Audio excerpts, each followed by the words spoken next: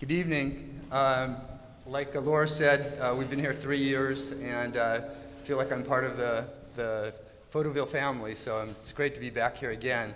For those of you who aren't familiar with our site, we're reviewers and critics of news and documentary photography.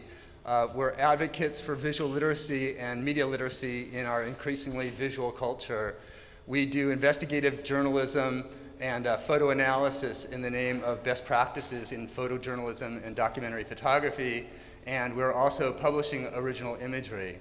And people who know me hear me say this over and over and over, but it's actually very rare that people speak to, or people speak to the content of photographs. We speak about photographs, we speak to photographs, we associate to photographs, but the process of actually looking at the content of an image and coming back to the content of an image, this is something with the semiotics of photography and news photography. It's something that is our core mission. So that's what you're going to see today. The Salon, this is our 23rd, and what we primarily do, we're interested in how the media represents the major news stories of the day.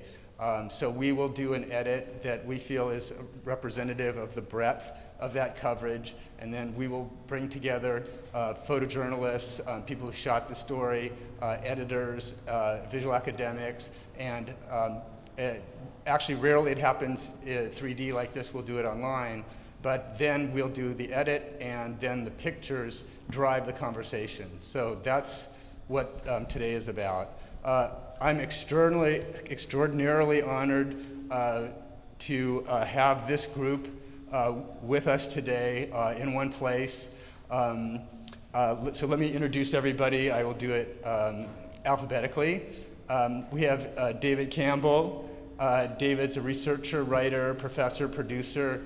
He's also the secretary of the World Press Photo Award. He's done 1 year, and he's got 4 more years left. And I would love to be the fly on the wall in terms of that process, but then we have Meg Handler. Meg is a BagNews editor-at-large. We work very closely together. Todd Heisler, who's the staff photographer for the New York Times. We have Robert Mackey, New York-based foreign correspondent for the New York Times. And then Mario Tama. That's what I felt. I invited Mario to do this. I invited him maybe 6 months ago. He said, "Michael, I'm going to be in Brazil. There's no way." And then I think it was 10 days ago. He said, "Oh no, I think I'm going to be in New York. I think I could pull it up." So it's really excited to have him here. And then someone who probably needs no introduction is Jamie Wellford.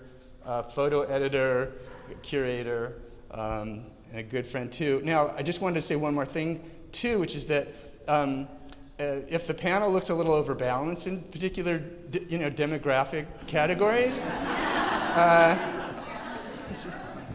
one reason is a very practical one. Carolyn Cole was supposed to also join us today and show us some pictures from Gaza. And she had to jump on a plane to go to Asia. So I was saying, you don't know what you just did in terms of, from a perceptual standpoint, in terms of reading, what things look like. So, everybody close your eyes. So just wanted to mention that. So why don't we just start looking at photographs, though, because that's what we're here to do. Again, the framework for these images is, and it's maybe like a bit of an audacious way to present a group of images, but we thought that these represent, if not the top pictures of the year that we've been looking at, editorial images that we've been looking at so far, at least they're the top news stories and visual news stories.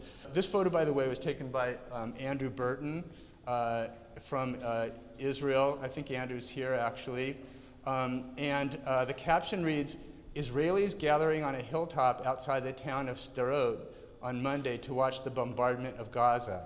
To get started, though, what I'd like to do is ask Robert Mackey to talk about an article he wrote in July, and the title of that New York Times piece was "Israelis Watch Bombs Drop on Gaza from Front Row Seats."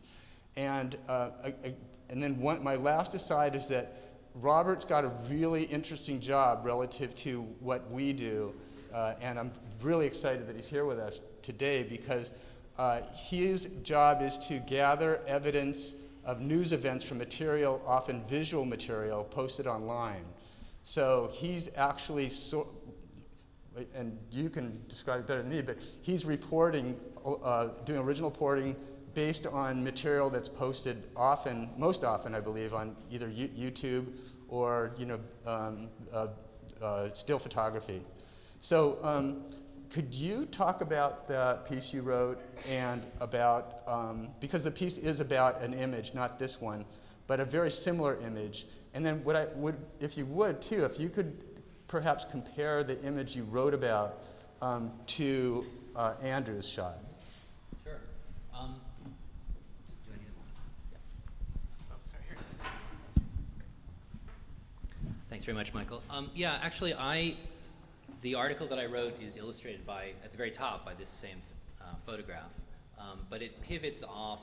I started looking into something different, which was a Danish newspaper writer's iPhone photo of the same scene that he took, I think actually on a different day than this.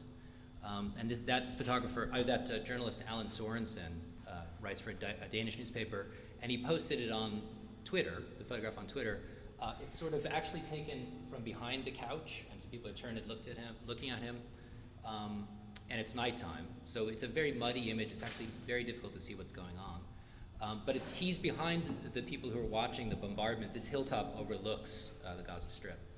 And he posted it, I guess the provocative nature of what he did that meant it got retweeted, at least in the first few days, about 16,000 times, and I'm sure more since then, was that he captioned it Stadero Cinema. And he said that basically that people were gathered around watching the bombardment and even eating popcorn and cheering. And he was there with a colleague who wrote an article about it where he talked about people had hookahs and popcorn and this is a town, I mean, it's very, to put it in perspective, it's obviously extremely close to the Gaza Strip, and it's extremely often bombed. When we hear about these shells that come out from Hamas and other militant groups, many of them come to this town. They have a museum that has an enormous collection. So anyway, what was interesting, basically a lot of what I do is in a way trying to fact check the social media conversation around these kinds of images and evidence of what's happening.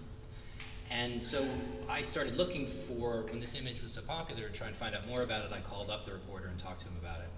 And he was experiencing a lot of pushback from, and again, it's not only set where it was set during the Gaza conflict, the most recent one. So he was getting a lot of pushback from people who were insisting that the photograph was fake, that he posted a fake photograph, that you can't see Gaza from there, and that it just didn't happen.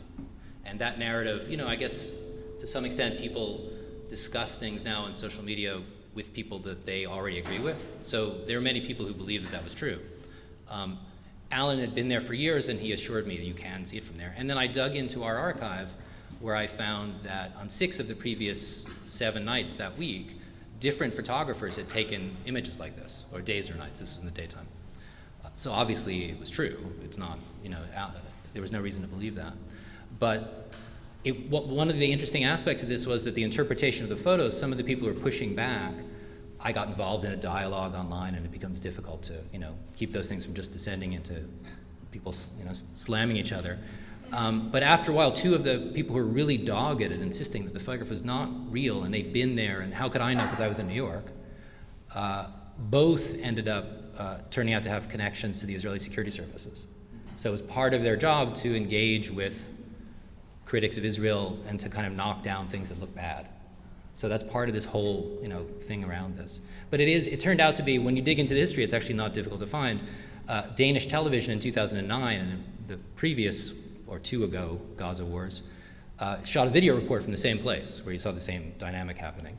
And as Alan, the Danish reporter, told me, he said, he's seen it happen on the other side. He said, it's part of the dehumanization process of war. And he's certainly seen Palestinians on rooftops cheering when the bombing was going the other way. So one thing I'm interested in is with the war and with the incredible polarization around the imagery that came from the war and just how much people already are on one side, and then whatever they see visually, they're already thinking about it in that context.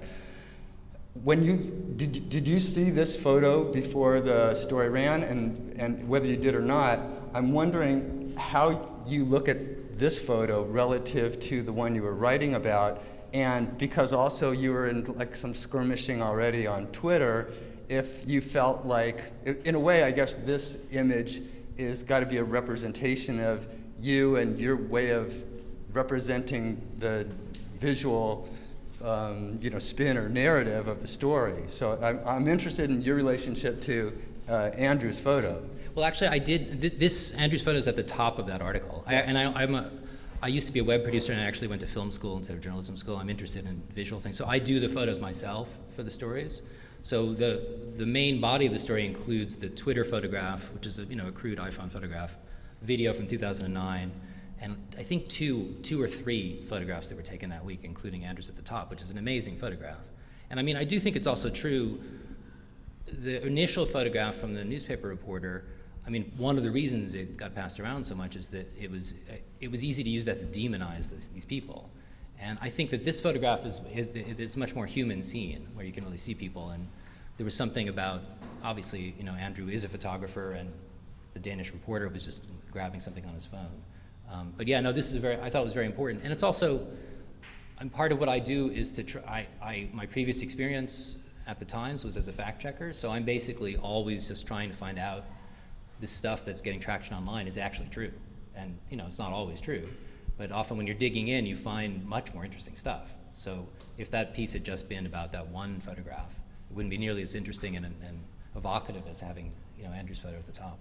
Which, is Andrew here? He's not here? Well, I also attributed in the caption originally. I'm apologizing to Andrew. He told me that, but he said he got to it pretty quick. Yeah, but also, can I just add? I mean, I know that something else that was fascinating that you did. You did the pushback on David Frome, I think, right? At the same during the Gaza War as well, which is about another image, but it was about the idea that, in a way, if you're not there, you can't know, and so you can say any image is fake, and that you did a fascinating post that I would advise everyone to look at, pushing back on a conspiracy theory that another image had been staged, for which there's really no evidence. But a blogger who doesn't really have any of the bona fides of these guys just asserted it was fake, and then just went off on a tangent. And it was that blog post was believed by many people. It's just that's part of this whole thing that goes on. So I mean, thank you also for incredible work on that. For sure. David, do you see this photo as ideological? Do you see the photo as a subjective, objective? Because the whole issue of Gaza was like the third rail, at least through the end of the summer.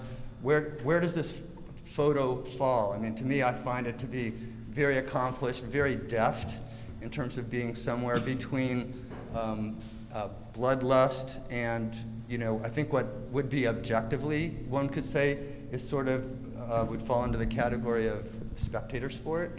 What are your thoughts? Well, I mean, I think the categories of objective and subjective have kind of now been exhausted when it comes to imagery, particularly in relationship to conflicts, because what I find really interesting about this image is we're all in this position. We're all on our little hill watching, and all conflict is mediated for us. I mean, it's fantastic, that argument that you get, that people say, well, you can't know because you're not there. Well, 99.9% of people are not there, including the people making the strategy decisions and the military decisions and the political decisions, and they're in as mediated a context as everyone else. So for me, this is kind of the position that we're all in. We may not be, with popcorn and cheering and so on, but we're all on a little hill watching and imbibing media and intersecting with media and so on. And I think that's also for me kind of why objective and subjective make no sense anymore, because I mean, what Robert's doing with kind of the verification and the corroboration, multiple sources and so on, that's how you get to kind of knowledge that you think is more secure and you can understand the integrity of the image. It's got nothing to do with the position you take it from and so on. It's actually the association it has with other pieces of information. So.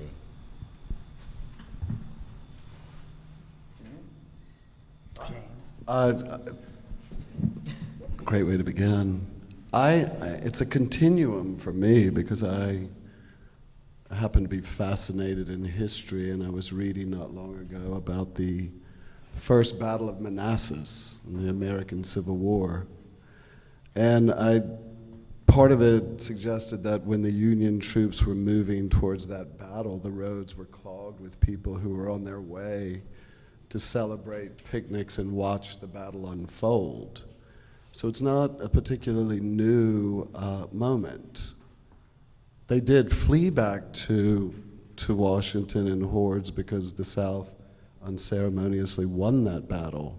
But I just found it a striking idea that people were actually putting out picnic lunches to watch tens of thousands of people shoot 50 caliber bullets and drop mortars on each other for entertainment's sake. So, and I, to respond to you, find a certain degree of electrifying curiosity and joy in looking at images of conflict. So I'm guilty as charged. Why don't we move to, I actually did isolate this image because the Swedish photo in the foreground had a picture of a woman who was obviously, where there was some display of glee.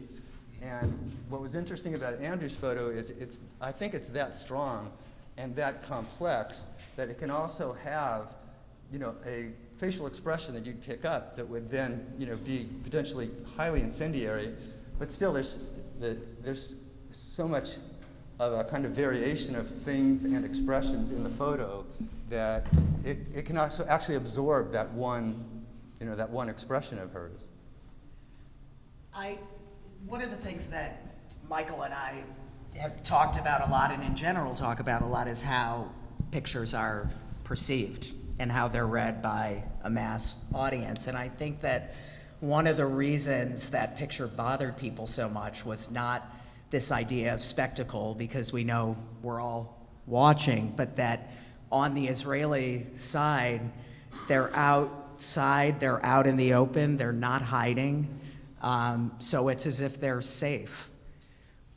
And that's what I found really just fascinating about the picture, is that it's as if everything's going on the other side, which we all know what the reality is, but clearly nobody's hiding in their bomb shelters. They're out watching, and perhaps a bit arrogantly. The Patriot missile system, I believe, works extremely well from what I've heard. Switching gears a little bit, I imagine most of you are familiar with Glenna Gordon's photographs from Nigeria. The caption on this, and I think this was the Washington Post caption, said, the photographer Glenna Gordon met relatives and photographed personal possessions that the family sent, I guess it said the family sent belongings by taxi and bus. Here are school uniforms. That got chopped up a little bit.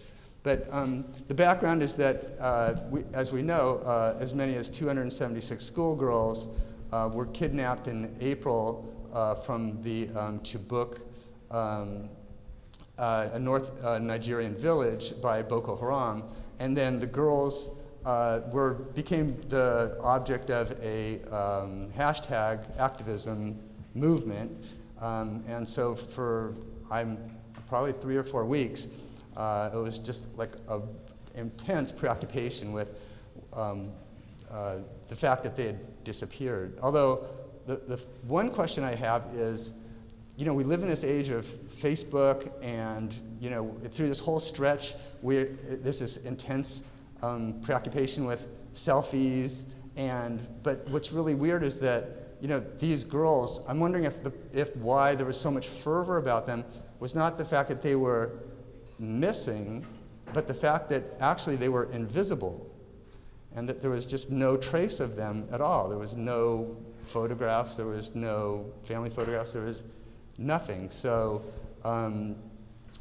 besides going the extra mile, because what Glenna did was actually seek out the families and procure or secure these objects that belong to them,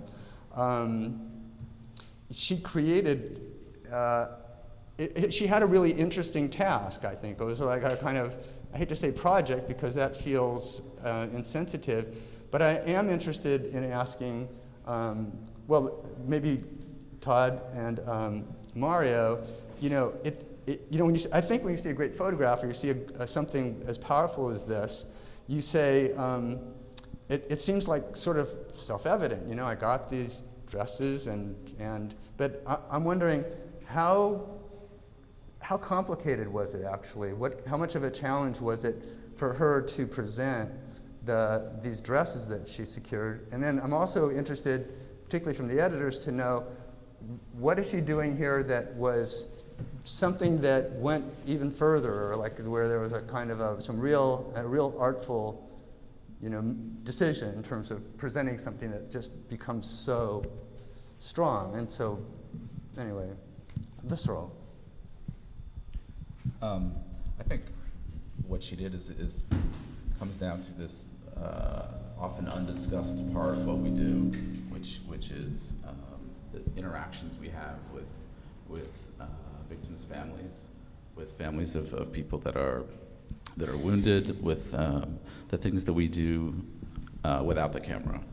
And most of what she did, I assume, was meet with the families without her camera, talk to them about what her intentions were, what her goals were, what her motivations were, and then in these kinds of like extremely delicate situations, I feel like the families can sense your whether your motivation is pure or not. So, you know, what she was able to accomplish by getting this material, I think, was probably more difficult than the photographs themselves, don't you think?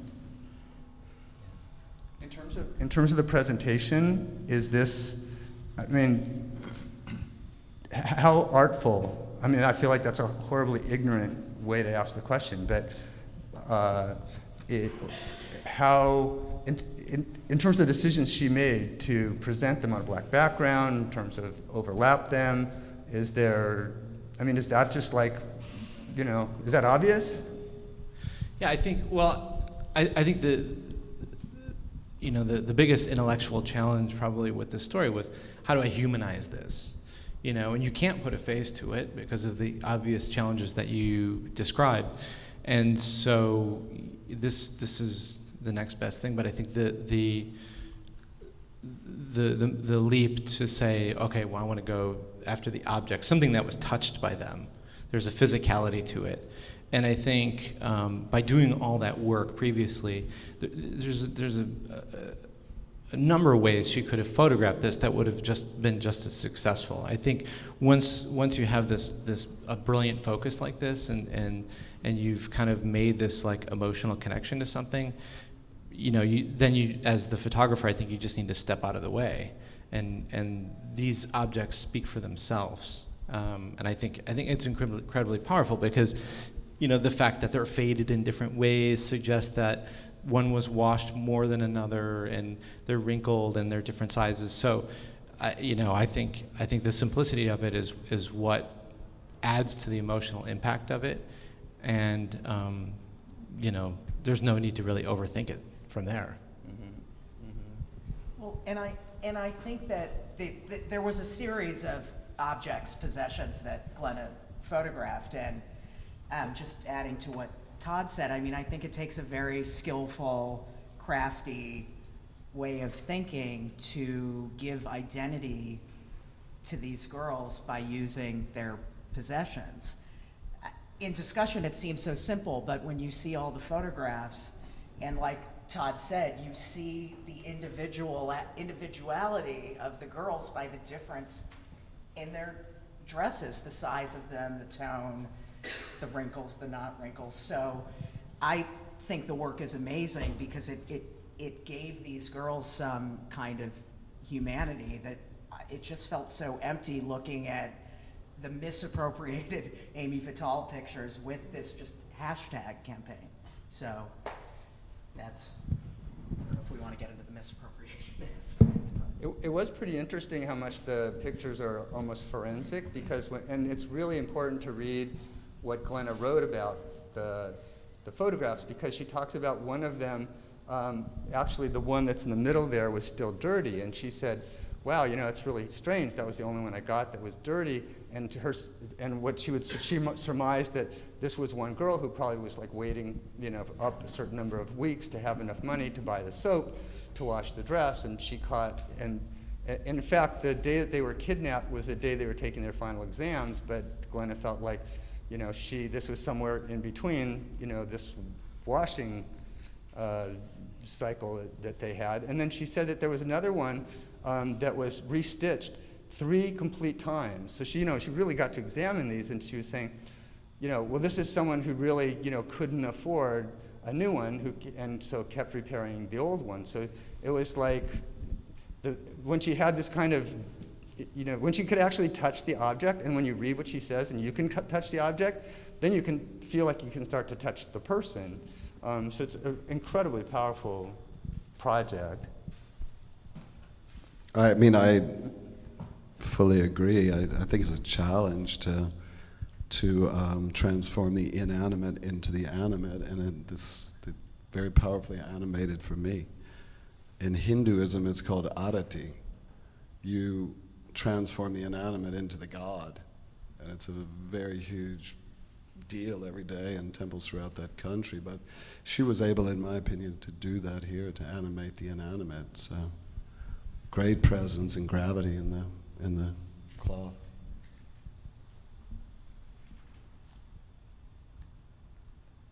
Let's switch to domestic, to America. This photo was taken by Scott Olson of Getty from Ferguson. And the caption reads, Gabrielle Walker, 5, protests the killing of teenager Michael Brown on August 17, 2014 in Ferguson, Missouri. Despite the Brown family's continued call for peaceful demonstrations, violent protests have erupted nearly every night in Ferguson since his death. And I probably should have showed you the version that appears on the cover of Business Week. But what's really interesting, and I think it probably was a gesture of solidarity if you really follow editorial photography really closely, because for those of you who don't know, Scott Olson was arrested that week while he was trying to document events in Ferguson. And so at the end of I think it was the second week, not one but 2 of his photographs appeared on national magazines. So one of his images was on the cover of Time, and it was a much more straightforward picture of someone on the ground, and back, and the lights from police vehicles were on him, and his hands were up. And then there was this one on Business Week, and I thought that it was really, really interesting, because in a way this picture is much more impressionistic, I guess you could say, with the young girl as the central object and the boys partially shown, standing on the wall. And there's these 2 bottles. One's a water bottle, and one's really more the bottle of a baby, or like a toddler. There's her expression is interesting. There's the layering, the fence, and so what I was wondering, because we see these kinds of images, not that infrequently, and we are imbued, and it seems to have all this kind of veracity to it. But then, whoever stops and says, "But how is this hitting me?" or what is in there, or what are the different things in there that I'm being affected by? So I wanted to ask the panel, and maybe David, if you want to start on this. How do you relate to the different symbolism in this picture? And would you say there's is there one central mission, a message here about Ferguson? Well, I don't think any image has one central message, really. I think that the capacity to read them in so many ways is what makes them both interesting and powerful. If we only got a single message, then that message would be delivered quickly and we'd move on. And they hold our attention when we're forced to ask questions about them. I mean, that one I just find utterly heart-rendering when I'm looking, at the eyes of the child and the hands up and so on. I mean, so many of the other images from Ferguson were incredibly dramatic in terms of looking like a war zone, and it was striking how photographers commented on that they hadn't had that sort of experience, you know, except when they'd been in Iraq or Afghanistan, and that actually some of their experience in Ferguson was worse than the experience in Iraq or Afghanistan, and that sort of commentary seemed to parallel the whole question of you know, the militarization of police and those sorts of dimensions going on. But this image to me really cuts through all that. And you know, Todd mentioned earlier the idea of, you know, putting a face on the story and so on, which of course is actually, you know, one of the most common things that happens with images like that. And often, sometimes, I get the sense that can be a little forced because there's not another option, or you know, there's not a better visual strategy to follow. But for this one, you know, it really does put the face on the story in a way that I think, you know, really punctures you. How would you say? Oh, I'm sorry. Go ahead. No, I was going to add. You know, it's totally accurate, and I think what I would like to add is that, I mean, this was taken earlier in the process. I think within the first week, and I was not there during all the protesting, rioting, whatever you want to call it. I arrived in Ferguson for the funeral and stayed for the week afterward, and there's this narrative arc that kind of plays out with news stories that I've seen in the past that kind of happen in their own way, but it's almost like, you know, when you hold two mirrors up to each other and it kind of reflects back. And what I was seeing, especially at the funeral, when people were walking in, they were lined up, and as we started photographing, people started putting their hands up. And you started seeing this everywhere you went. When, you know, I asked to do a portrait of somebody, they put their hands up. It was kind of the first thing. And I'm not bringing this up in any way to demean the power of what they were doing, because I think it's very powerful and very valid. I'm just trying to give a sense of how these things play out.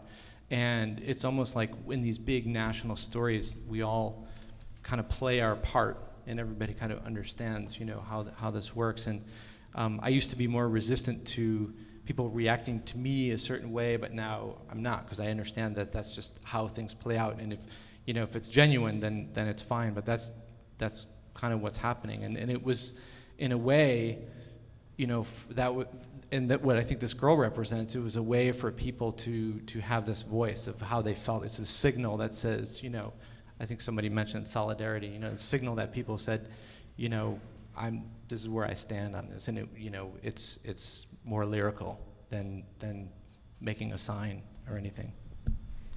Right, and the child repeats the gesture that they've seen over and over again for a week. That was amazing to me, because I don't think anybody told her to put her hands up for the picture. She saw the camera, she put her hands up. That's pretty intense. Just one interesting thing about Scott that some people might not know, the photographer, Scott Olson, he's an ex-Marine, and he was interviewed on NPR shortly thereafter, and he was talking about how he thought it was completely absurd, the types of rifles he was seeing that were absolutely, basically going to be useless in that type of situation. And we were down in Brazil watching it, I remember, and a lot of us foreign correspondents were saying this looks exactly like Brazil, exactly like the protests, except in Brazil they're called the military police. So. Can I just have one thing too? I mean, the thing that's struck me as well is that, excuse me, a lot of times because I observe and sometimes interact, but mostly observe the discussion on social media of these things, the fact that it's a small young girl as opposed to the two, you know, maybe teenage boys who are next to her, there's this concept that we see a lot with visual documentation and things like this, and especially relevant in Ferguson, of the innocent victim, and you know how the number bandied about in lots of wars is women and children who are killed. That there's this kind of concept that young men can't be innocent victims. So I think that's quite fascinating, and it also reminds me of another debated situation, obviously related in the States, which is the killing of Trayvon Martin. I wrote a post at the time about there was a awful attempt, I think, to smear him by digging into his social media profiles after he died. And you know, people were sharing, again, as they did with Bring Back Your Girls campaign. They were sharing the wrong images as well. It was the fact of people that weren't him. But there was basically an attempt to look at some of his self-portraits to try and say, well, he was a thug. You know, that was like a constant theme of this. And to do that, when you actually looked, you know, I did the work of looking through his MySpace page and finding, you know, all of the photos, and you could easily, much more easily, construct a narrative of like a very sweet young kid. You know, and there were a lot of photographs where he looked like a young boy. He didn't look like some sort of threatening man, you know. And so I think that's an interesting aspect of this, that's a decision that's made. It's made in news organizations, and then it's made now increasingly by people who are actually going in and doing the primary work of photo editing themselves online. Do you think that Scott, either consciously or subliminally even, was picking up on some of that, some of those attitudes too with this image where you have, because young black males are so stereotyped and they, in a way, have no, not in a way, that in these situations, they have no individuality, they have no identity. So here you have, framing both sides of the image, you have the partial view of two black males, and then also, you know, we know how much sneakers, you know, have also, you know, a stereotypical identification. So do you think he's actually like pulling, or this picture pulls in some of that as well? I think, I mean, I can't speak for Scott, obviously, but I think that he saw this dichotomy between the young girl and the bigger boys, and I think he probably felt like he could identify them as young black men in this way. And to be critical of the picture, you could say, okay, well, he doesn't give them an identity because he's only showing their sneakers, and what does that do? But I think there's strength in this kind of, it's every man, it's every boy anchoring this little girl and protecting this child. And I guess what I'm saying is I see strength in the crop. Uh-huh. I think you have to also look at the circumstances where it was made too, because I mean, I think it was probably very visceral. It's a pretty intense, fast-moving situation. So, you know, I know Scott. I know he's a great photographer. So I know there's a level of thinking going on with everything he does. But at the same time, you know, it might not. You know, who's to say whether it was as deep as what we're talking about? And you also have to think about too, you know, the challenge of when we have a discussion and tear it apart is that Scott didn't go to Ferguson and shoot one frame and then leave. You know, he was there for 2 weeks and left and come back. So there's a whole body of work, and the picture that you had referred that was on the cover of Time magazine of there's a fire and there's somebody on their knees with their hands up, which is just a brilliant photograph. So I feel like you have to kind of judge him by the whole body of work as to whether he's humanizing or dehumanizing one person over another. No, and I think that that's a good point, and I agree with you. I mean, I think that, and both you guys could speak to this, that after covering an event 24/7 for a week, you're looking for not the obvious image. And that's not to say there aren't certain visual cues that we take when we say, you know, you look at this girl. I mean, I would shoot the photo and be proud of it, you know. But you see this scene and you know what it's doing to you, you know. So, you know, I would not take away from this at all. You know. Actually, another thing that struck me, I was reading. I think after you started to get some response from the rest of the world and also like the political world to what was happening in Ferguson, there was definitely a delay there.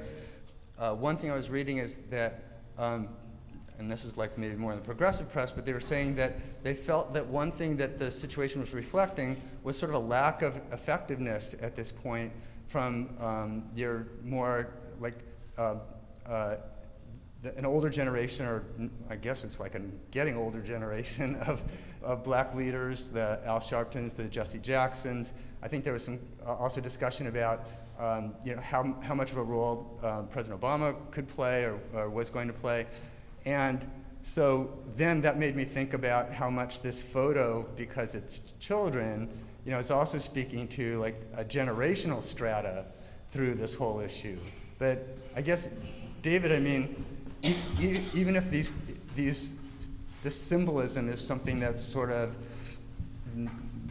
you can kind of, it resonates from afar.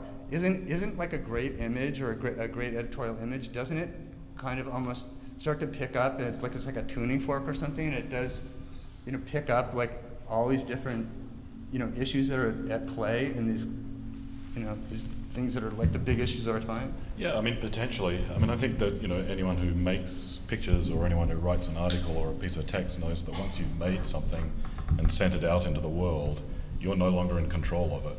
You're no longer in control of how people view it, read it, interpret it, and so on.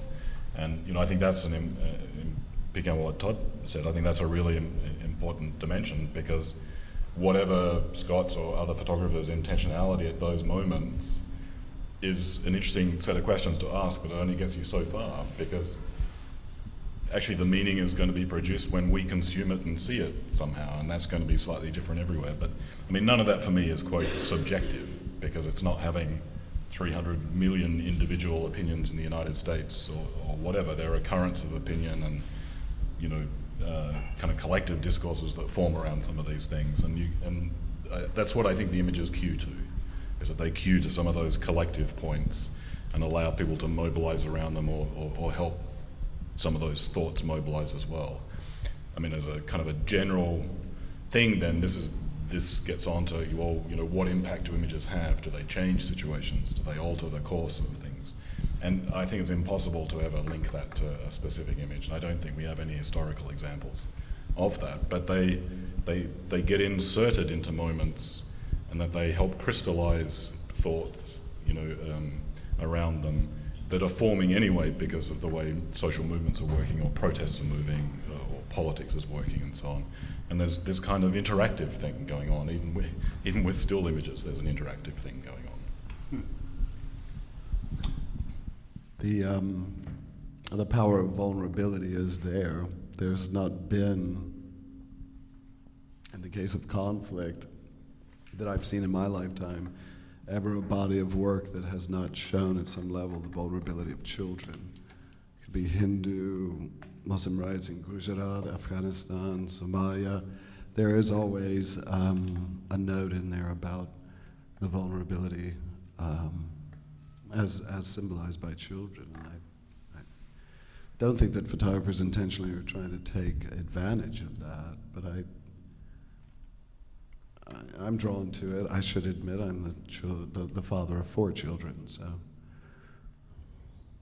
I find it provocative. It's distracting to me, though, to see the bottles there, so maybe too much symbolism, and I have to The juicy juice. well, I have to think through, the extraordinary eyes and experiences of someone like Todd, that it is, the full body of work that's actually going to be a testimony in time, though sadly most people don't see all the work that in this case Scott took there. My thoughts. Let's move on. One convention or practice when we do the salons, and we have photographers that have covered these stories, is to select imagery that they took, and then you don't have to speculate or associate, or you can do that, but you have a check and balance because you have the photographer sitting right next to you, which is also a rare privilege. Mario Tama was in, I'm just going to throw a brief sketch, and then you can correct me left and right, but he wasn't there for a week, he wasn't there for a month, he wasn't there for 6 months. I believe he went down to Brazil 2 years before the World Cup. And because I'm very familiar with Mario's work and I follow it, what was really interesting to me was to see, and that Getty would make the commitment for him to, once the World Cup started approaching and all eyes were on the event, that you had a photographer there, a news photographer, who had this already, rich experience in terms of time and shooting, So there's the 2 years of experience in every image that we were looking at. The caption to this photo is Rio's iconic Macarena Stadium is lit at dusk before a favela on December 10, 2013 in Rio de Janeiro. The photo ran in Time and many other places. What's interesting is on the surface level, it's a setup shot. It's that introduction, it's a comparison. But I believe that I believe it's a lot more. Mario, would be great is if you could talk about this photo a little bit and take us deeper in terms of what's there and like more of the geography and the political geography of the situation as you were expressing it through the photo. Thank you, thank you, Michael. Just to say, I went for the first time to Brazil in 2012, and I covered a story in the Amazon and in Rio for about 3 weeks. Came back to New York, and then I moved there in October, so it's been a year. A year. But that's true. I started 2 years ago covering stories down there, and as I got down there, I had heard, lots of photojournalists have covered favelas. And it was a story that I thought maybe wouldn't be so interesting, that perhaps it was just something that was interesting to photojournalists and it wasn't so important. But as I got to know the city more and understand the city more, I realized that it's 22% of the population in Rio lives in favelas. That's about 1.6 million people. It's hard to get exact numbers, but something like that. And these folks and other folks in Brazil took to the streets a year before the World Cup, and they demanded to be heard. And we saw them on the streets. It was probably the largest protests since the beginning of the end of the dictatorship. And I just felt it was really important to document to as many people as possible why the folks were complaining. What were the complaints? And so I started photographing in the favelas that surround Rio, and they're everywhere. And if you go to Rio, they're incredibly striking visually because they rise up out onto all the hilltops all around the city, and the wealthy are concentrated below in the bottom. And there's a huge disparity between the wealthy and the poor in Rio, and it's right in front of your face. And so I felt it was important to document that. These things are contribute to so many of the difficulties in Rio. For instance, I think 70% of the sewage is untreated and goes into the waters, and a lot of that comes from the favelas. And so if we talk about the larger issues, environmental issues, all these things are tied together into these urban settlements, which have an amazing history, an amazing. When you walk into one, it's kind of difficult to describe, but there's this real pulsing energy of life, which you don't feel when you walk into an apartment building or down a normal street. And so I was like personally quite drawn to the energy and to the life of the favelas, and I'm still trying to understand exactly what they're all about, what the culture is all about. But it's something that slowly dawned on me that it was quite important to do.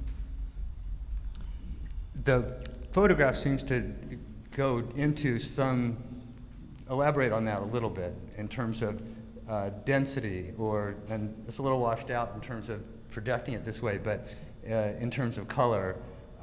And then, I don't know if you thought about this or not, but it's really interesting to me that kind of dialogue between, the incredible light that's coming out of the stadium, and then the porch light in the, that like there's a red and yellow. So I don't know if that. Yeah, it was striking to me when I was just driving along this street in Santa Teresa, and it was really striking to me when the stadium appeared in the distance as like almost a flying saucer kind of oddity, I suppose. And when you think about how much the tickets cost to attend those events and how few of the folks living there will even have access to this spectacle that's happening right down below. And this is the kind of thing you also see in other parts of Rio, and it's something I've been thinking about how to try to document these incredible disparities. You don't, in New York we have disparities too, but you don't see it so strikingly right in front of your face. So, let's go here. I've literally waited, when did you take this, a year ago? This Is it a was, year I old? think, in June. In Yeah, June. Yeah. I've been waiting, my wife always says I either double time or cut it in half, so it's like it's a problem. But since I saw this photo, I've been waiting to talk to you about it. Right. And I won't go into like all the thoughts I had about it. I'd much rather to hear yours.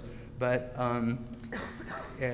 we put this. I wrote about the photo. We put it up on the web and put it on Facebook. And this photo, people were liking this photo and circulating this photo for like weeks. It was really unusual. It touched something. And what's really fascinating is, first of all, the caption. I mean, it has a macabre feeling to it. It's clearly, there's been a lot of gang violence and like police and state violence in the favelas. But then, you read the caption, and it's clearly, it doesn't go there at all because it was, I think, quite innocent. The caption reads, "A man sleeps on a sidewalk in Copacabana while dressed in Brazil colors in Rio de Janeiro, Brazil." So we have this guy who's dressed in a very natty way. It could almost be, I think when I looked at it again, it was during Fashion Week, and the guy was just, probably looked great, when it came to the World Cup. And then also there's a kind of little nationalistic cue in there because he has the flag of Brazil sewn on the pants. I don't know if it's an official thing, but anyway, so there's like these trappings of things, and then he's under this plastic. So I haven't talked to you about this at all. Like, first of all, give us the backstory. Thank you, Michael, and thank you for highlighting this photograph. I think, as I told you, when I was photographing it or when I was looking at it in Photoshop, I was thinking, I think this might be a Michael Shaw photo.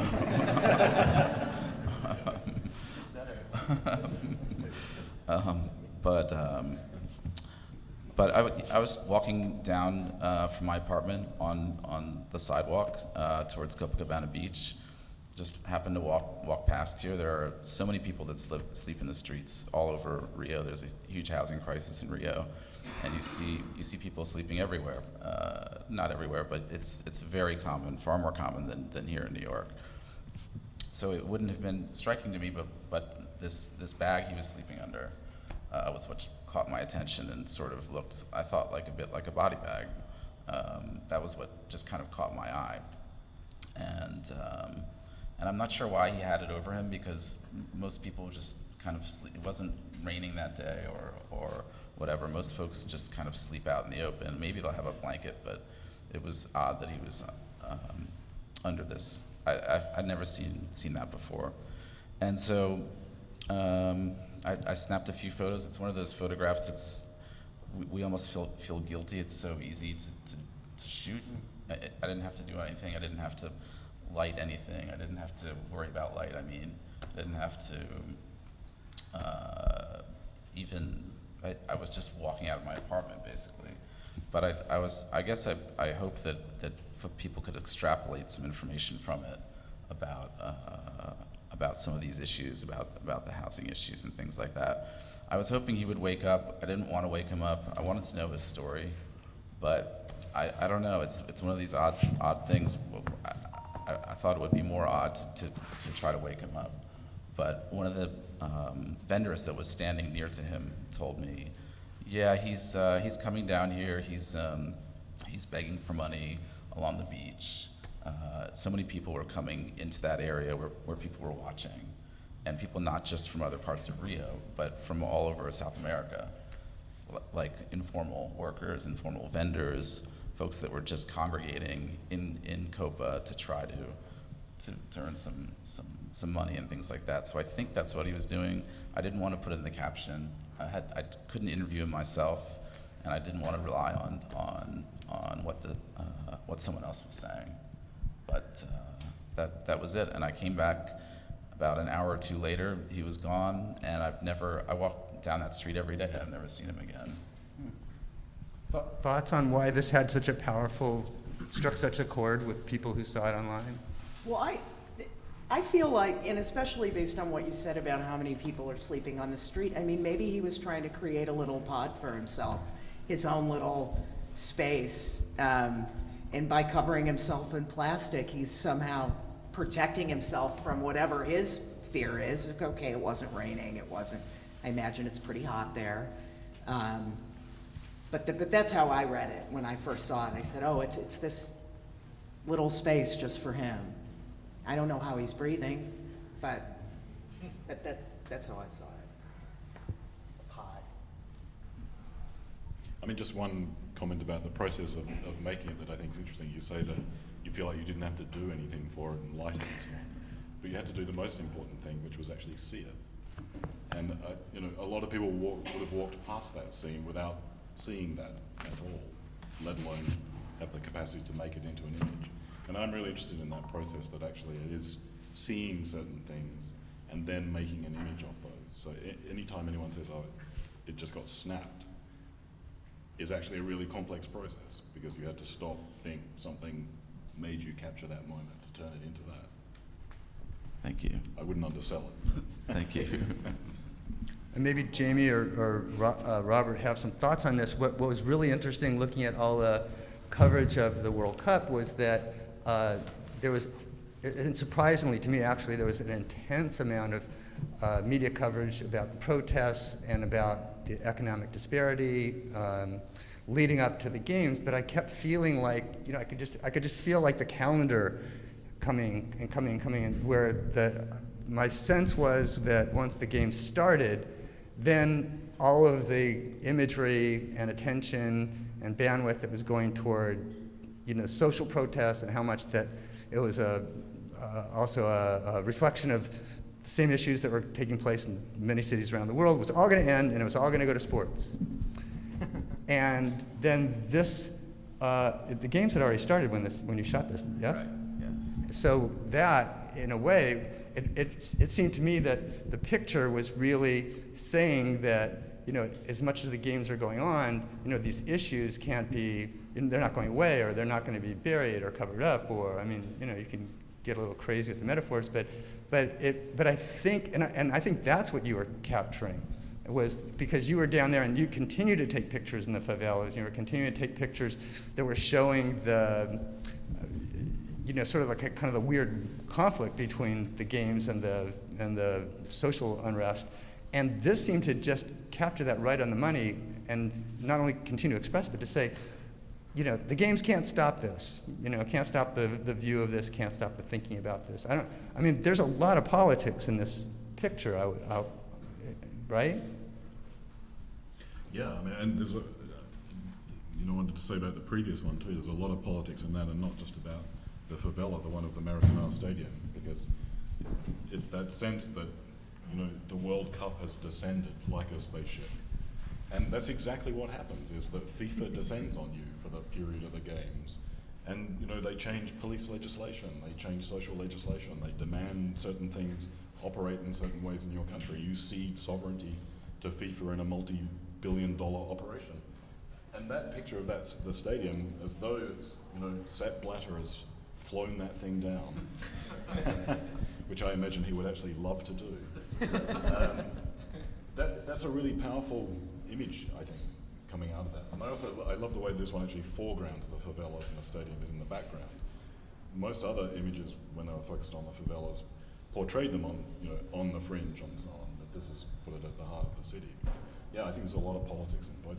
Very much. Mario, you were there, but I well remember that infrastructure was supposed to implode, that a stadium had collapsed, or partially somewhere, killing some people. 12 stadiums spread across a country that's fucking vast. but there was great anticipation that things would implode. So if I am to look at the picture of the guy under the cover, it's just, and as Michael describes it, his natty dress, is it the Brazilian love of soccer and just the passion for the game that kept stability going? Because my understanding, though, was that very little was working in terms of being able to effectively have the capacity to take all the visitors and all the rest of it. Stadiums weren't finished, press centers weren't finished, but he's still nattily dressed under the plastic. In the end, I should just say that they pulled off a actually quite successful games in the end. Yeah. Everything came down to the last minute, but that's the Brazilian style, and I got to give them credit. Things worked quite well. However, if you look at the economic output from that month, it possibly kicked the country into recession. Can I just add one thing too that's interesting, that something about the way, like you were saying, the story seemed to be that everything was going to fall apart. There's this whole event and the protests the year before happening. It's an interesting way that the news media often, the stories about stadiums not being finished before every major sporting event, you know, especially ones that happen in the third world or in countries that are, you know, we had the same thing with Greece as well. You hear it a lot.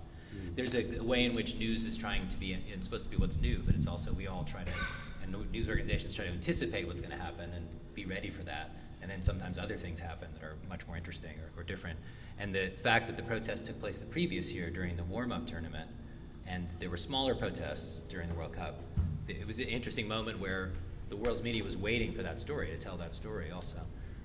And there was one thing I read in the local paper, in Folha de Sao Paulo newspaper, which was on the opening day of the World Cup when Brazil played. Some activists from social movements went to stage what they called like an alternative World Cup for the people in a favela, and they, you know, they were trying to defend this favela's media center, that they, you know, people had something and they were going to close it down. So they were trying to draw attention to that, and they had all these other games. And then when the game started, the people who lived in the favela wanted to watch the game. So there's like that. It makes me think about that this person's having his own experience, and a difficult one, but he also is a patriotic, you know, Brazil-loving, football-loving. It's really exciting to know that with the investment already made in so many different ways, that you're still there, and that as we start to then move toward the Olympics, you know, and now we can really with confidence say, oh, we're going to really start to, like, you know, watch and see on a daily basis, almost visually, you know, how much these issues are going to replay, and how will they change. So it's so great to have you down there, and the commitment that Getty's making. And I don't want to sound like a commercial, but you know, but I'm really looking forward to it. Thank you. Thank you very much, Michael. So let's talk about Ebola. This photo was taken by John Moore, also from Getty. I believe he's back there as we speak, right? He's just returned. This photo was taken in Monrovia. The caption reads, a Liberian health worker speaks with families in a classroom, now used as an Ebola isolation ward on August 15, 2014 in Monrovia. This struck me for many things. The image itself, the way it's focused, the use of shadow, the impact of the color, the use of foreground and background. One question I have is, how much is this photo news, and how much is this photo commentary? You go first, Jamie. Well, isn't it always a combination of that? I mean, I marveled at the fact that John Moore was in Liberia very early on, as far as I could tell, having just recently been minted a new husband. He had only just gotten married, but if anyone, and I say this with you know, gratitude to a lot of very creative people, could go and both cover it as a news moment and also as commentary, then I vote very much for John Moore. It's a combination of the two. I'm sure the ground was remarkably uncertain, and I think it continues to be very uncertain. And next year you should have him on the panel. So, very insightful and terrifying. David? Well, I agree that, you know, I don't think we can distinguish between news and commentary, particularly in the way that images now get used, you know, in online news sites and so on to, you know, headline stories and, you know, organize text around them, so on. The ones that are selected strike me as deliberately being multi-layered so that they can cover both those things. I mean, the thing that strikes me about coverage of Ebola that this, you know, potentially avoids, though we probably need to see it in a series, is if there's a story that's going to be prone to stereotypes and cliches, it's going to be something like Ebola. It's, you know, something to do with contagious disease in Africa, you know, runs massive risks for people trying to come up with visual representations of it, you know, so that they're not simply, you know, echoing previous representations, let alone colonial representations and so on. I mean, what I've seen of John Moore's work, you know, probably avoids that, but it's, you know, that will also depend on association with other information, you know, to go with it. Because a lot of the early coverage of Ebola probably did fall into some of those stereotypes. But you know, it's also one of those situations that for me is like the great challenge of photography. Is like, how do you visualize something as significant as a transnational pandemic? And it has to go beyond the idea of putting a face on it. There have to be other dimensions to it. But you know, in essence, there's never going to be a perfect representation for that. There's never going to be a perfect image for that. But you know, some are going to get closer than others, and I think this one is obviously, you know, part of a series that's going to get closer to that. Well, maybe let me throw one thing in here, and then a little bit of a curveball maybe, and then Meg, you can, you know, try and bat it back. But what's been really strange for me this week, it's strange in a wonderful way, is to like, the early part of the week there was at least 2 panels that involved the everyday movement and the everyday Africa people, and they had literally, I think, 35 or 40 people from around the world that were here this week, and the conversation that from their panel I think it was last Saturday, was really fascinating in terms of creating, talking about stereotypes and combating stereotypes in a way that really opened my eyes. And then all week it didn't help when I went to see the Salgado opening, I'll tell you. And then looking at a picture like this too, it really started to change the way I'm looking at imagery. Again, I don't know how it'll all balance out, but then, you know, so I look at a photo like this, and before I mention a few of these things, you know, there's sort of the ethos of John Moore, because I've been following John Moore for a long time,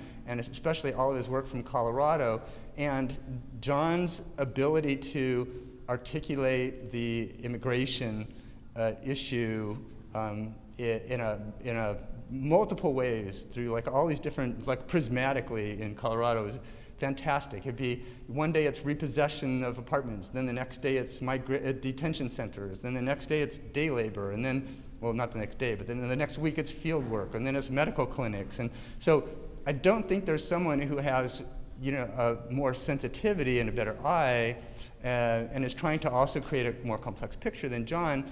But then with that lens from everyday Africa, what was really strange is I look at this and I was like, black versus white, and then there's like the white guys in the foreground, and the technology's coming from the west, and then the family in the background is like in a bad way, and then you can't even see them, you know, and many of them are like absolutely in complete shadow. And then it's sort of like the kind of a savior thing going on, that narrative, and I was like, but then I was thinking, so I guess that's why I was asking the question, you know, is it commentary or is it news? Because and again, I don't know how much this is conscious or, you know, really great photographers, like what you guys do is you just, you know, you capture this kind of thing, but I'm wondering, like, how much is John, in a way, how much is this like a window, you know, into this crisis, and then also how much it's kind of, you know, the West writing to the rescue in certain ways, and how much is it like sort of a mirror, that this is kind of showing us that this is how we're perceived in this kind of way, that we're riding to the rescue and helplessness, and so I don't know, Meg, if you have any response to that at all. Well, what I was going to say before. Actually, you know what? I'm sorry, just to cut you off. Just to like as a counterpoint, is Pete Mueller's shot from Sierra Leone, and then when I saw this, I was like, oh, those guys aren't astronauts. They're guys they're in Tyvek suits, but so often they look like, it's like from space, and so it has a science fiction-y. I mean, a lot of these we haven't been talking about Ebola pictures, and which I think is interesting in itself, but we could talk a lot about war photography, and I guess there's reasons for that too. I don't know, maybe it's just that terrifying, and then what was really interesting too to me is like the women in the background and how they've got a point of view relative to this, and that the guys in the suits are, you might not tell if they were black or white, and now you know that they're not white.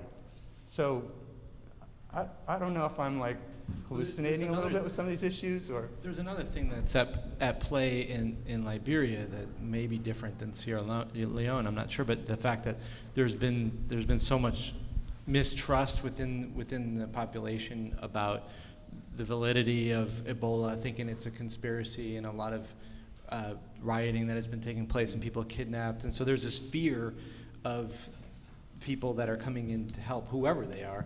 It's, whatever you want to call it. So I think that's another underlying subtext to John Moore's photograph that may or may not be at play in Sierra Leone. Mm-hmm. But they're two very different pictures, too. My turn? Go for it. No, I mean, there's a whole series, I think maybe there were 10 or 12 pictures that time, I think they ran on Time Lightbox of John's. And what struck me was the complete aestheticization, the aesthetics of those pictures. They were that typical, they were beautiful pictures of this very frightening, ugly thing happening, but what I loved about it is that they are artful news pictures, and that we can kind of, as editors and photographers, we can get away with that now. And I'm looking at you, Christoph Mangert, because I think that this was something that wasn't real acceptable even, I don't know, maybe 10 years ago, to kind of mix creativity and aesthetics with telling the story. And John Moore is, at the top of that game, as are these guys. But the Ebola pictures in particular, and I like them, they're good pictures, but they bother me also because of that. They were almost too pretty. Sorry to be controversial, but the light was doesn't all photography mix aesthetics with the story? Some are more successful. Isn't that actually the heart of photography?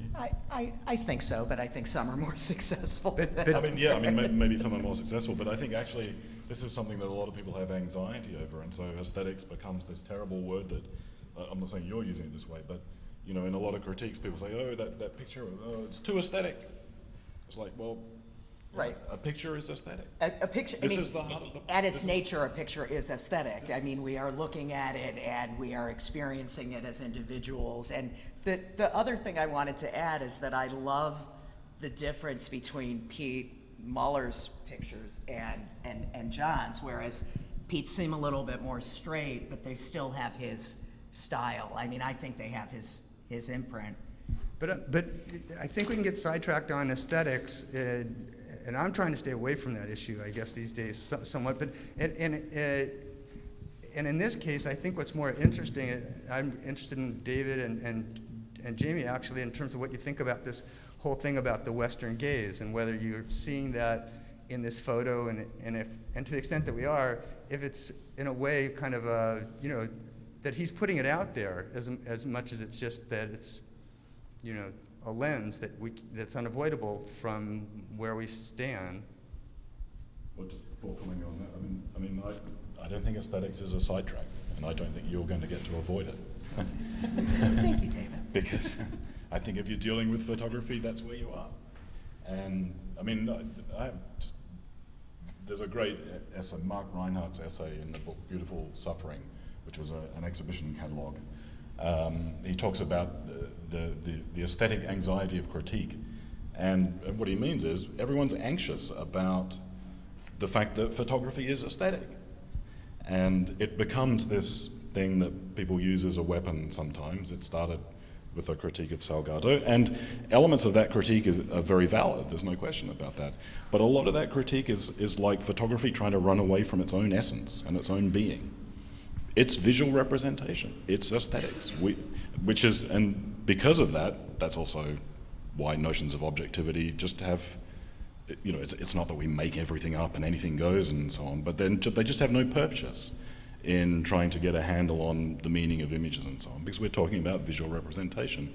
I think the challenge in the Ebola pictures, to bring it back to those, and the thing that I'm really slightly nervous about them, is not actually anything to do with what the photographer photographs and so on, but it's actually how the picture is going to get inserted into a larger story and a larger narrative about this African pandemic. And we know how stories about African pandemics play out. And, against every photographer's best wishes, it would be possible to insert some of these pictures, into a quite colonial narrative about the African pandemic. And so that's the challenge for publishers, editors, and so on, to try and avoid that. I'll comment very quickly on the whole thing of aesthetic. The challenges lie in content and purpose, and I think if John Moore, to take an example, had taken just pictures which had only aesthetic value but lacked content relevant to this story, he probably would not have sent them.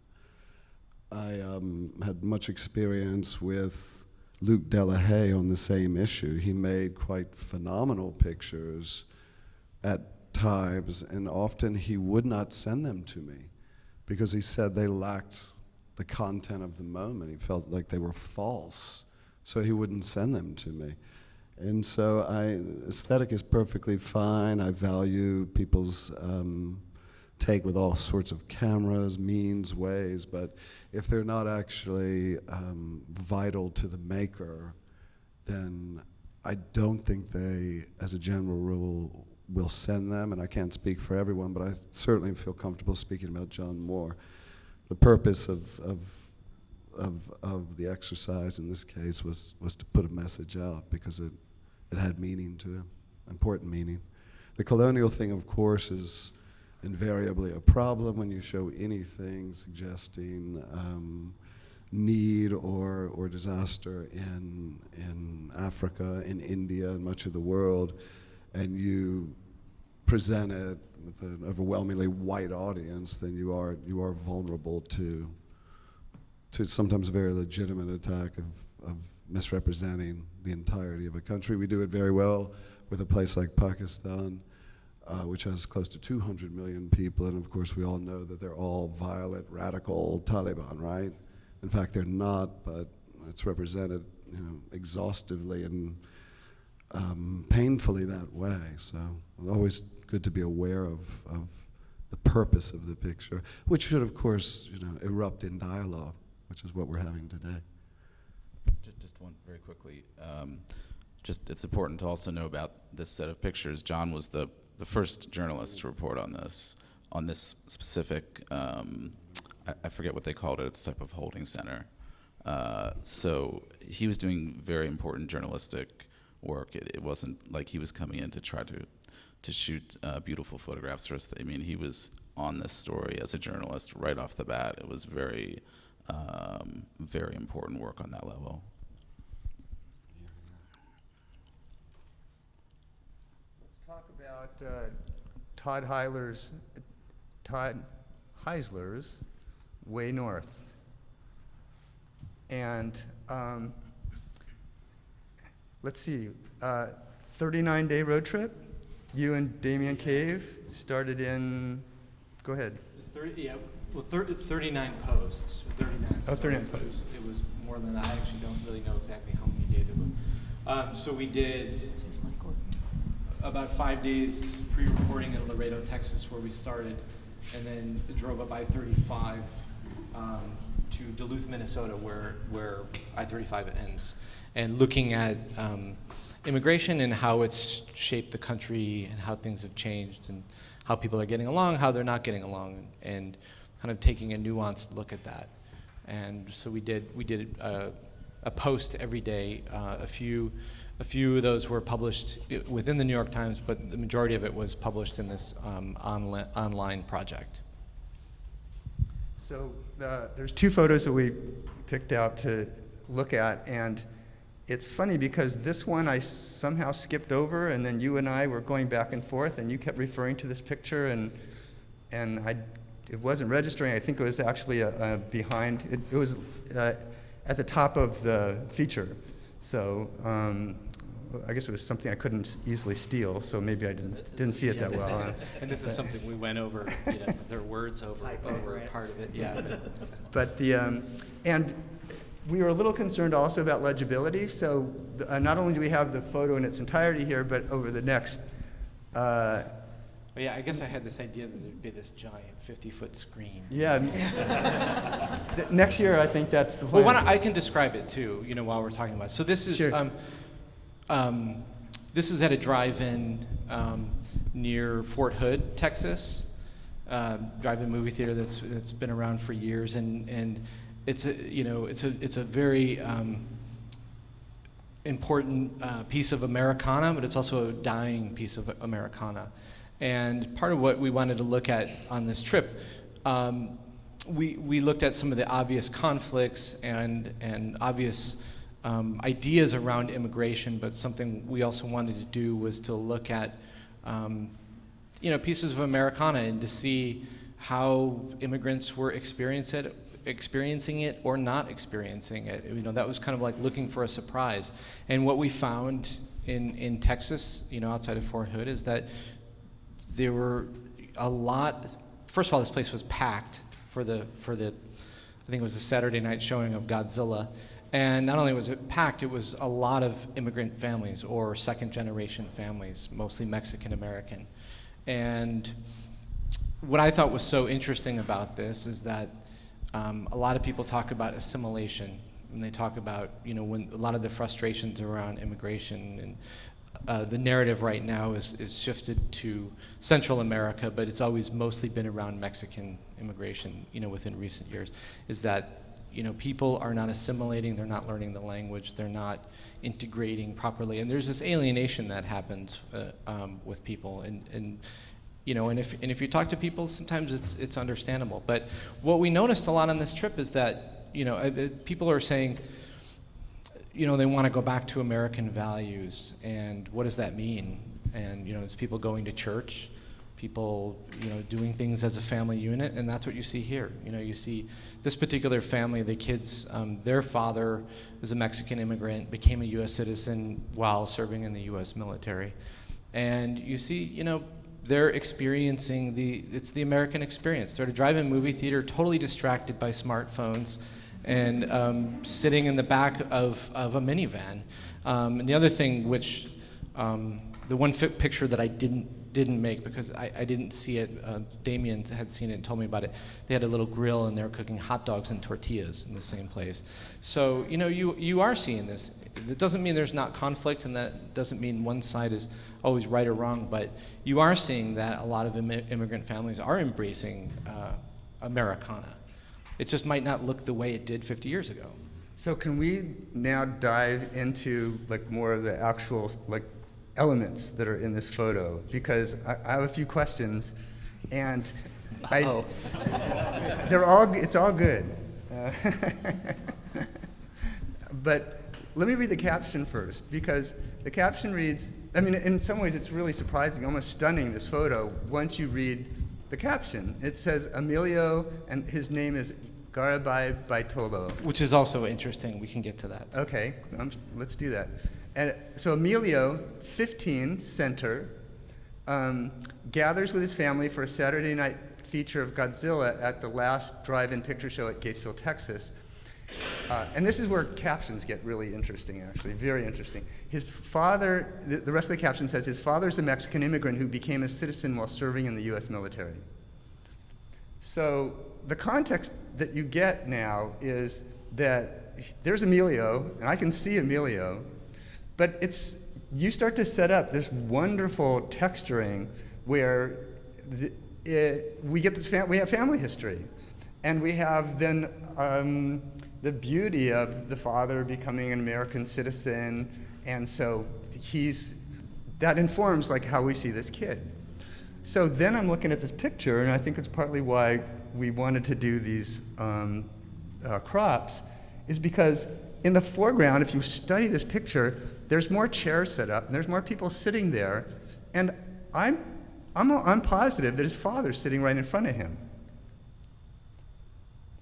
I mean, I'm not sure actually. That's mom right here. I think that's, I forget, another relative of the extended family. It might be grandma or an aunt. I forget where dad is. He might be off to the left in the dark somewhere. But he's there? He's nearby, yeah. I don't know if that might be him on the left, actually. Because that's fabulous. That's fabulous. And then you start to think, in terms of symbolism, that's where I get, lost sometimes, but spend a lot of time. You look at that one, you kind of go, he seems sort of like the father, doesn't he? There's Emilio, 15. He's a big kid. And then you start thinking about values, because you and I had a great conversation. You were talking about, one thing you said is that a lot of these families that you met in in Texas and in these different cities seem more American than Americans, or that you get this value system. So as I started digging into this, and I started like realizing the connection with his father, and then I started looking for his father, and then I started thinking like that he's fatherly. So you want to elaborate a little bit of our conversation in terms of just how much, because you were talking about. Well, let me throw in one more thing, and then you can just like go for all of it. Yeah. The thing about the drive-in movie, and I think you mentioned this to me also, is also, again, how beautifully, the immigrant family is here at this drive-in movie, and it's a kind of an aspect of Americana that, is basically dying out, but it's so much about, it's a historical reference that's powerful. And well, and I don't know if it's this particular family or one of the families we had talked to, it said like, what's more American than going to a drive-in movie theater, So, people, they're embracing it. It is called the last drive-in picture show, which is also kind of ironic, because we were driving through and looking for, let's go to the drive-in, and trying to find, and it's like closed. And, there's like a database of drive-in movie theaters. So, but, the owner I forget, he's, I think in his 80s, had been there for a long time and had seen periods of, boom and bust with that business. And, it's certainly a mixed audience, but, its immigrant families are certainly, one reason that this place still survives. Well, it really knocked me out, and maybe just doing the edit, but I started thinking about the Emilio, and then I started thinking about the girl on the Bloomberg cover. And then I was thinking that we're in this midst of this generational shift, and so maybe, you start to see how we're moving into, this other generation, and, I guess we're all different ages in this room, but, when you start to think about kids, and you start thinking about immigration, and you start thinking, or civil rights, it's really, this whole thing is passing to another generation. I think you really capture that in well, that's kind of the point of all this. Like things change and they evolve. Each generation is different. Each immigrant group is different. How they do it, and it all depends on where they live too. But I think you start to see these little changes even with language. The younger generations might be less apt to speak Spanish anymore. I was sitting on my stoop this morning, and people going to church, and the two women are speaking Spanish, and the two little girls are speaking English to each other. So, these things are changing. And that's what we wanted to do with this project, to look at these very minuscule things that show the change, and to talk about the other photo that you had in here. the big story right now is the border. Yeah, let's go to this one. And it's an important story, and this was actually from a separate story. This was a piece I was doing in March about the people seeking asylum, and this was, it's been going on for probably a year now, but this was like another groundswell moment at the Texas-Mexico border, and just right before I made this photograph, it was broad daylight. There were close to 50 women and children that crossed in broad daylight right to the Border Patrol. And they were told by the coyotes, oh, just go turn yourselves in, they'll take care of you. So, this is certainly a backdrop of what's happening, but what I think is that something Damien and I talked about a lot is like, we have to stop thinking about immigration just in terms of the border. So straighten me out on this, because if my understanding or what my assumption is that this in the center is Mexico, and then but America pushes all the way back to Yeah, so that's the Rio Grande, and coming up from the left, so this like teardrop shape is Mexico, and you can see there's actually a road that these roads have been put in by the Border Patrol now. There's not a fence, but what you get the context of this is that people talk about a fence. This is about, as the crow flies, as the crow flies is about a third shorter than the actual path of the river. So what would be 100 miles would probably be like 350 miles if you follow the path of the river. So it's really hard to patrol. But Border Patrol has put in these roads now so they could drive around and at least patrol and keep an eye on crossings there. And it's very active. It's a very active area. And the other thing that's happening too is that they're putting up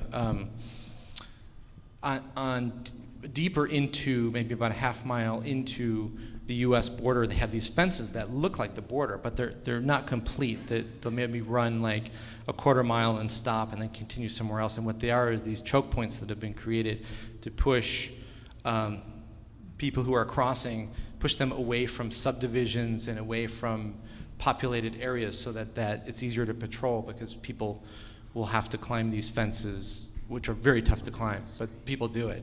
But it's just a way of kind of managing. And people are getting upset about that, about farmers where they have this giant fence, and it's not a border, but it's connected to the border, which you don't see in this picture. Yeah, this is a helicopter. We were actually flying, we did like a 2-day embed with the Border Patrol.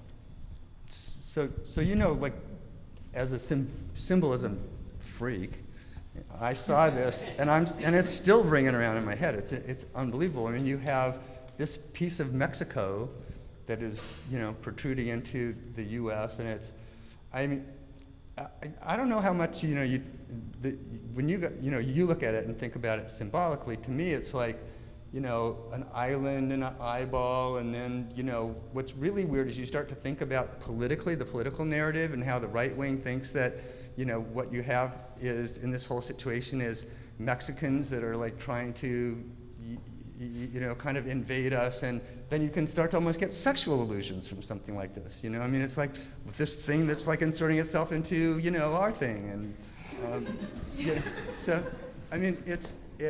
All of that was going through my head when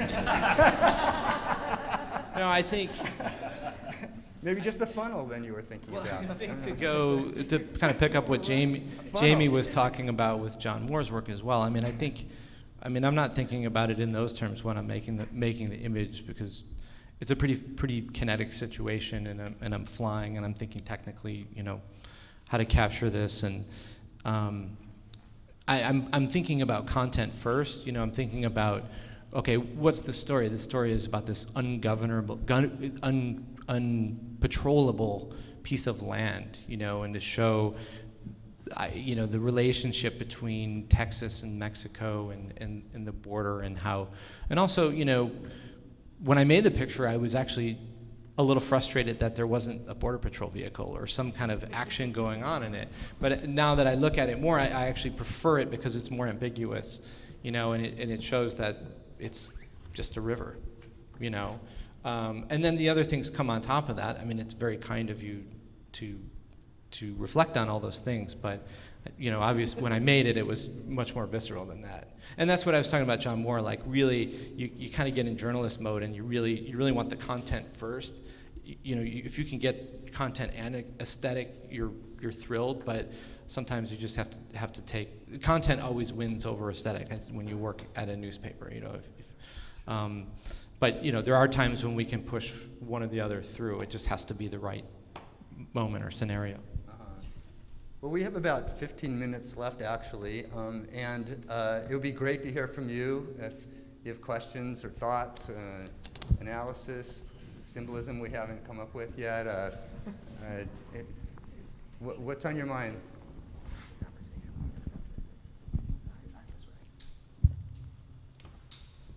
Can I ask a question? Can I ask you guys?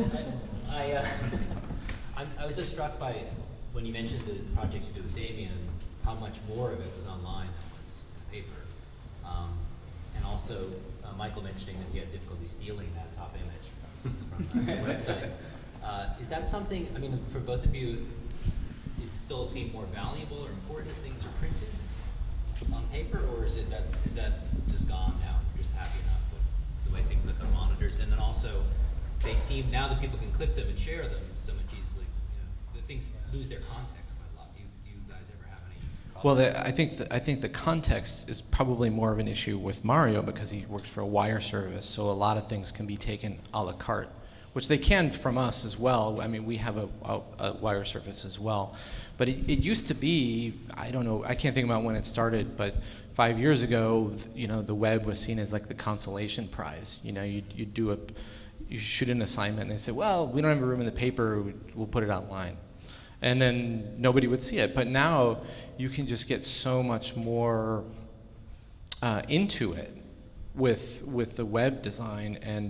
And we're lucky that we work at the New York Times where we have a big audience and we have a really sophisticated staff to present it in a way that lives up to the work, or we live up, it complements really well. And I think the Way North is indicative of that. So in that respect, honestly, when we were working on this project, I think we published maybe 4 times in the paper, maybe 5, and nobody really made an issue about it. And we were just happy, we wanted people to see it, and I think people were seeing it. And most importantly, speaking personally, I just wanted to do the work, and I wanted to do something that was nuanced and that can go a little deeper than one photo.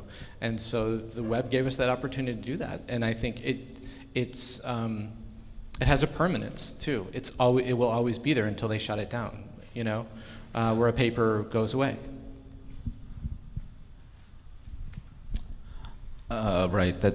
Todd's completely right. I mean, it's a different situation that we're in. For me, it's true. My images go out distributed very, very widely, and we never know exactly where it's going to wind up. And while this is sometimes frustrating, also it can be really, really exciting, and to see the way different photo editors will pick up your work and put their own spin on it, or choose a slideshow of a certain selection of images that you wouldn't have really thought worked together. And so you have so many eyes on your work now, so much more than before, I think. To me, that's really exciting, but it's something you think about. It's something you think about when you're shooting, and when you're filing your photos. How will this photograph be used? Is there a way it could be easily misconstrued? And if you think there's a photograph that might have that might be problematic in that way, sometimes you won't send it. I have another comment about that too, specific to this project. We can have a different engagement with the audience. So when we started on the journey, we actually put a call out to people who lived along I-35 and said, do you have a place that we should visit? Do you have a story that's happening? And there were a couple that were really interesting, like Denison, Iowa, which was a meatpacking town and has a huge immigrant population, and we heard they have a mariachi marching band.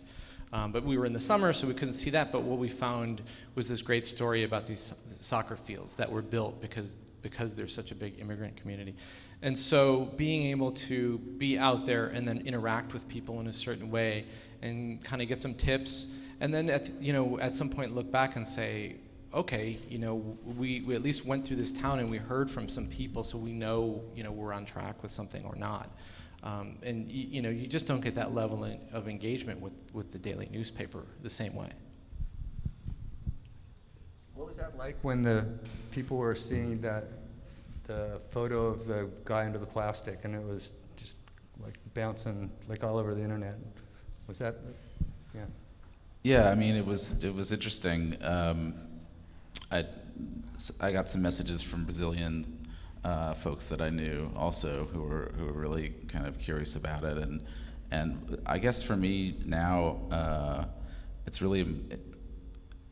it's become more important, I suppose, to hear how the Brazilians react to my photographs, because sure, we can always put our own spin on things, but to me, it's the thing that concerns me the most these days is, am I doing this in a way that's not only interesting or helpful for international audience, but is it true to Brazil and to what local opinion is and what the local nuances are there? So I was very pleased to see that some of the folks I know down there were really interested in that photo. Yes. Just when you mentioned the aesthetics and photography, and especially the Ebola photography, I thought that was a very, very valid point, and kind of got shut down by everybody. But Thank you. What I took it as, what you're saying is, of course, that aesthetics and content are both, mixed in photography. Obviously, Yeah. I don't know your background, but obviously, you're being on this panel, you understand photography and the history of photography. And I think what it sounded like what you were saying, which was valid, but I was looking at these pictures, it's an incredibly beautiful picture. It looks like a painting. It could be in a museum. But Salgado, those photographs are in museums. They're obviously the stylization of the black and white. They're incredibly beautiful pictures. And I think with the history of colonial photography and the race issue with Ebola, I think that's what you were picking up on. That's very important, I think, to be aware of the history of the subject. And that's how what I understood what you were saying. You're not just saying, they're too aesthetic, but you're just hoping that photographers are aware of what they're shooting and the history of that. Right, and I think that there are plenty of photojournalists who have this ability to, and I don't mean to take anything away from John Moore's pictures, this idea of pretty, ugly, and that Salgado and Noctué conversation, but my point was, it's almost a double point, that aesthetics is about also what we bring to the photograph individually, how we look at it. So there's the question of the Western gaze, and so I'll just speak for myself, and what I brought to that photo was, this is an incredibly well-crafted picture, and that it takes really a lot of skill to make a picture that good, that has the balance of aesthetics, of news, light, shadow, focus, non-focus. It's a very complicated picture. That makes it an aesthetic conversation. So that's every single picture up there, like the little girl, that when you put that up there, it could be a Kodak. If she's smiling and the light and the beautiful color, but then you look at it and you understand what it's about, and you look at her and it's about her future and racism, and it's an incredible picture. But like that aesthetic, it's all there. Like we're looking at all these ads and all this stuff all the time, and it's interesting. And I thought, Thank you.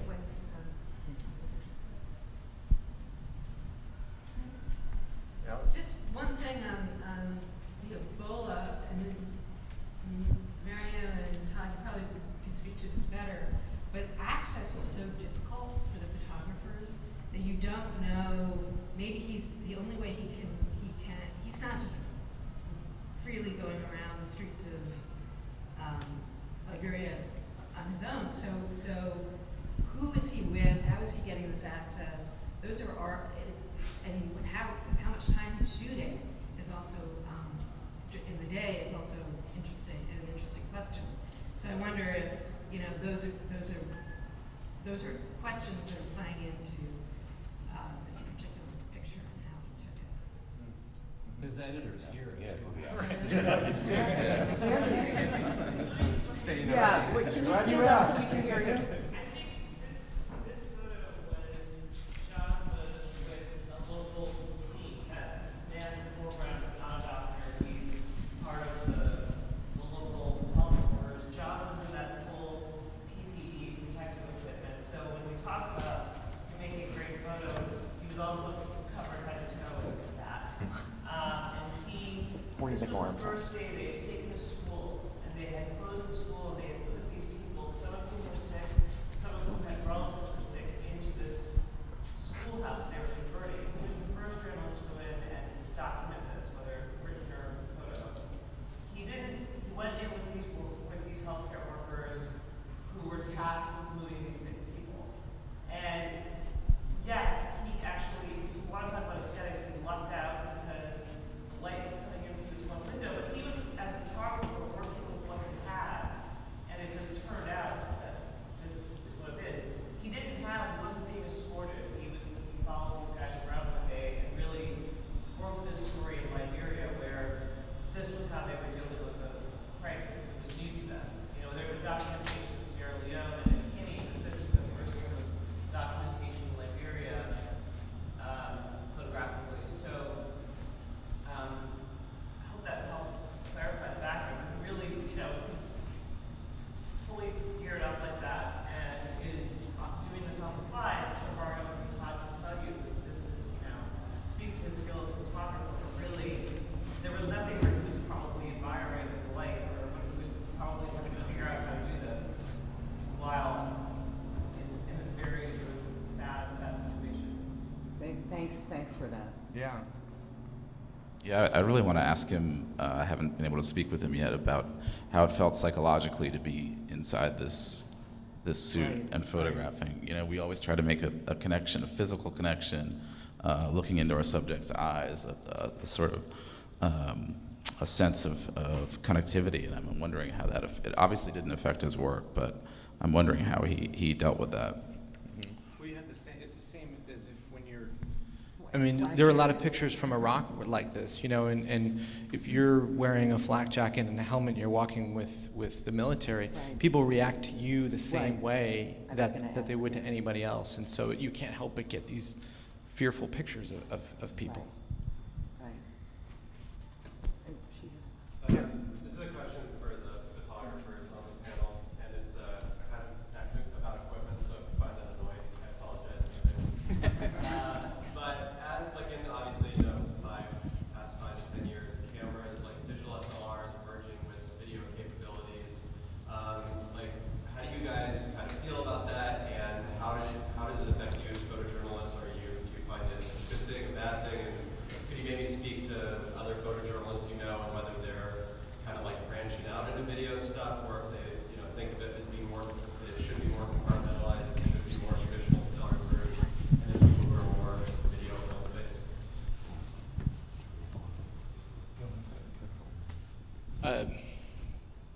based?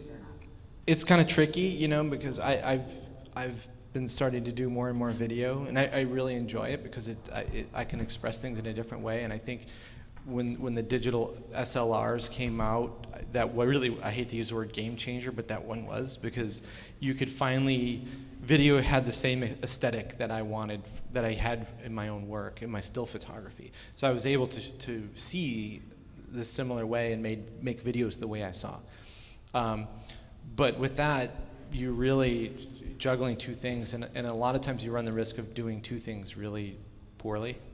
And as I've done more of it, I make decisions, of the Way North project. I did do some video in the beginning, and we talked about maybe doing more along the way, but we realized we set a pace that was so fast that we said that we're just going to do still photography from here on out, because we didn't want one element to suffer just for the sake of doing it.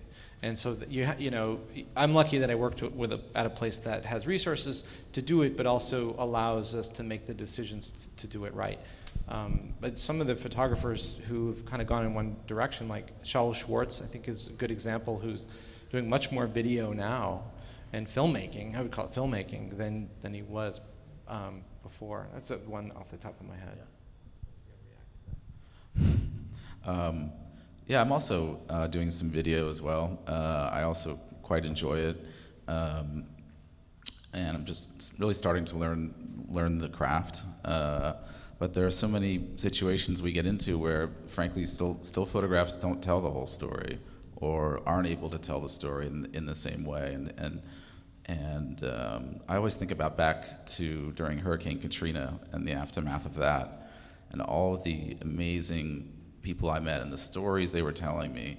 And I was taking notes, but if I had shot video interviews of these folks, it was unbelievable. And I tried to do it with still photographs, but there's a part of that story that I just missed because I wasn't shooting video. So I really look forward to being able to explore more with it. And as far as the question about the cameras in general, I mean, for me, I love to almost always shoot natural light. And now we can shoot in the middle of the night. We can shoot under moonlight. We can shoot anywhere pretty much without having to have these technical concerns. And we're making pictures now that we never could have made 10 years ago. And that's really exciting. And that's why you're seeing some types of images that that the world has never seen before. And that's really amazing. You had a question? Oh, yes. Hi, yes, this is for Todd and Mario. We've been talking a lot about aesthetics. I was wondering if you could speak about a specific situation where you withheld imagery because you felt the aesthetics didn't really support the content or kind of obfuscated things a little bit, even if it was a really stunning image.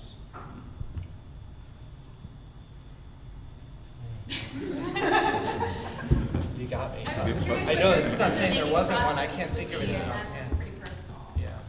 I think what I do a lot, I mean, it'll come to me, but if not, I'll come find you and tell you. But I work with I have a really good relationship with a lot of my editors, specifically Megan Lorem, who's here. And what I more often will do is send that picture, I'll file it, or I'll email it. In the rare case that comes up, and I'll have a dialogue and say, I'm on the edge about this one. How is it coming across to you?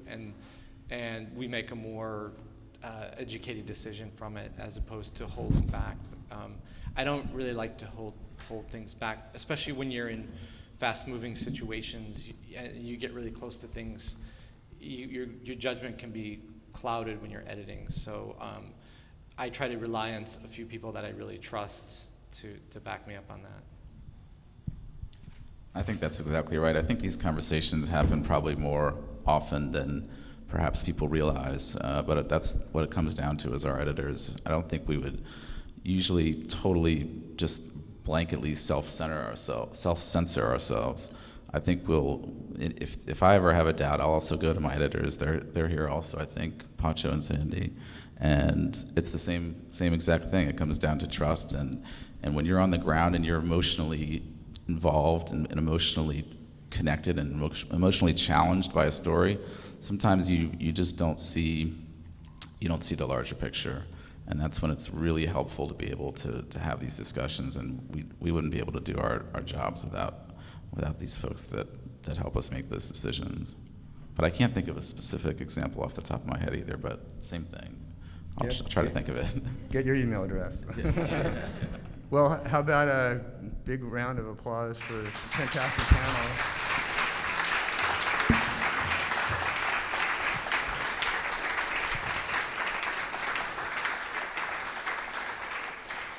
And if things hold true to form, we'll be back here again next year. I hope to see you.